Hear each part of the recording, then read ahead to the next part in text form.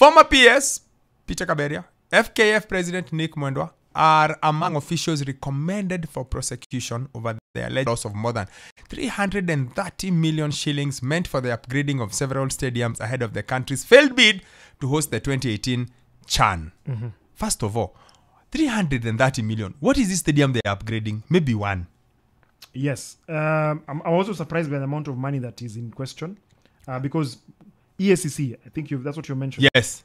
So they had a post actually. Of course, remember this came to the light after the article that was done by the Daily Nation. Yes, by some Kiplagat. Yes. So they are saying, and I quote, notable graft suspects recommended for prosecution. This is on their official social media pages at Eacc Kenya, the one that has a verified badge.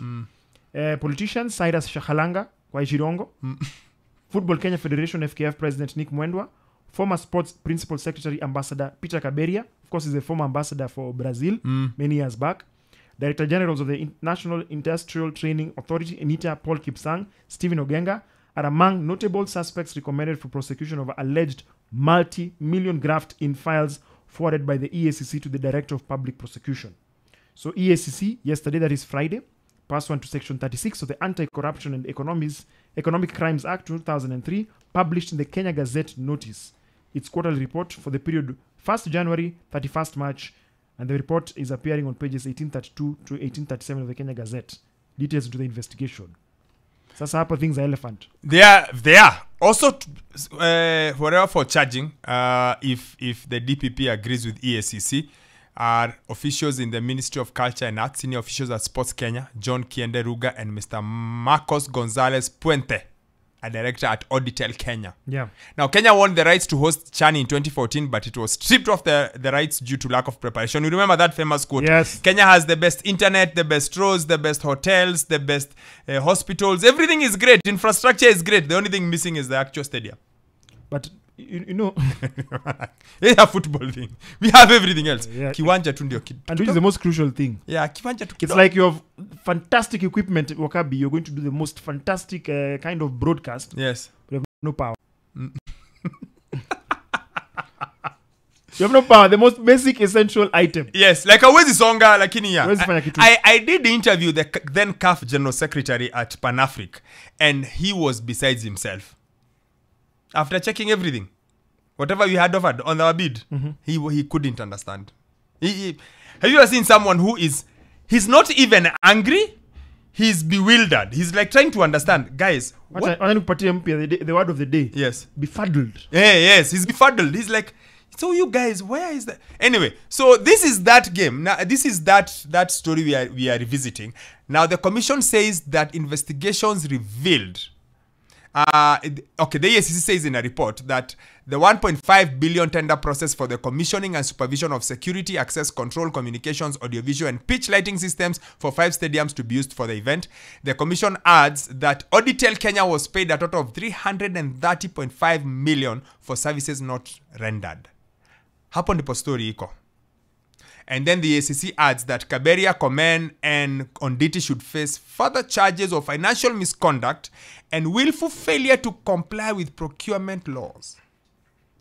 It also adds that Mr. Mwendwa, Restea Limited, and its director, Mr. Mwema Kideka, be charged with money laundering. The report also recommends that Leaside Pride Limited, its director Anthony Mwangi Kimathi, Leasepath Limited, and director Ephraim Kenywa Mushangi, and Restea Enterprises and its director Kideka be charged with unlawful acquisition of proceeds of crime. Auditel Kenya and its director Mr. Puente will be charged with unlawful acquisition of public property if the DPP agrees with the Eacc. The financial investigations established that after Auditel Kenya was paid, I can't read that number, it's a lot, it's 25 million something, it was all shillings 25,682,893 shillings and 56 cents was transferred to Restea Enterprises. Then it's a wonderful story thanks to Sam Kiplagat. Bana yani mpira ya Kenya inakuwa na story mingi sana. But me I keep telling you, Wokabi, yeah? All these funny things that happen in sporting federations, it's just control C, control V of what happens in other spheres of Kenyan society. Lakini think about it. See, when was this? This, of course, that is totally different. See, look, this week we were having an interview with the president of KVF. Yes. Appointed himself he says he was elected. Yes. Selected when he wasn't even in the room. 13 out of 15. That story was funny. Yeah. Let me tell you now a very interesting thing. Yes. With this same week, Kenya Boxing Federation president is a TM for the team that is going for the qualifiers. Same thing. For Olympics in Bangkok, in Thailand. Sasa huyo amejipanga, amejieka TM kabla team qualify. Yeah. So akiuliza atasema nani nilikuwa TM huko. Hey. Bernard is giving me the side eye.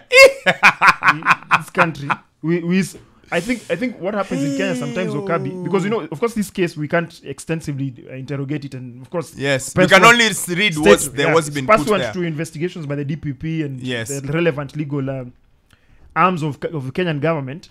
I don't know, Wokabi, like we need a W, at least something that uplifts us, that makes us feel like, especially not even necessarily in terms of results, in terms of sports administration. I was going to tell you something that uplifts us off the pitch, off the track, off the roads, something to do with the administration, something to give us a feel-good factor. I was scrolling down, Bernard, and I was checking that the Auditor General, only in April 15th, again, on the Daily Nation, you can see it on nation.africa, he says she had flagged the expenditure of millions of public funds in various sports projects by county governments. And her argument was it's impossible to prove value for money spent on most of the sports projects being undertaken by the devolved units. So this story of stadiums and Kenya sports, no, we have to find a solution. It's too much. We need a win. Anyway, that is the latest. So there is a problem there. There is need for kuna mshike.